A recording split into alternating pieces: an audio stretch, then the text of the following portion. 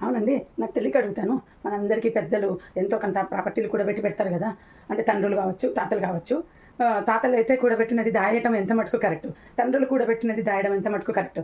ఎందుకంటే తాతలు కూడబెట్టేది వాళ్ళ పిల్లల కోసం. మునుమనవళ్ళ కోసం, మనవళ్ళ కోసం అని కాదు. తండ్రులు కూడబెట్టేది వాళ్ళ పిల్లల కోసం.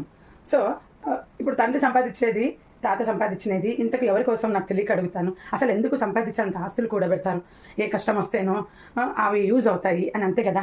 లేదా అనుభవించడం. ఈ అనుభవించడం అంటే ఏంటి? చూసుకొని నాకిక్కడ ఈ ప్రాపర్టీ ఉంది, నాకక్కడ ఆ ల్యాండ్ ఉంది, నాకక్కడ హౌస్ ఉంది, నేనక్కడ ఇంత అట్లా చెప్పుకోనీకనేనా? నాకెప్పుడు డౌట్ అనమాట. నేనేమంటానంటే అవసరానికి అక్కర్రాని ఆస్తి ఉన్నా ఒకటే, లేకున్నా ఒకటే. కష్టాలు వచ్చినప్పుడే కదా ఆస్తిపాస్తులు యూజ్ అవుతాయి. అంతేకాని ఆఖరికి అవి అలా పెట్టి పెట్టి ఎవరో దొబ్బుకపోతారో అప్పుడు సరిపోతుంది. మనుషుల మనస్తత్వం గురించి చెప్తున్నా. నా ఫ్రస్ట్రేషన్ ఇది. నేను ఎప్పుడు ఇలాగే ఫీల్ అవుతా. మనకు నీకు ఇంత ఉంది అంత ఉందని ఎవరన్నా అన్నప్పుడు అక్కర్రాంది ఎంత ఉంటేమి అని.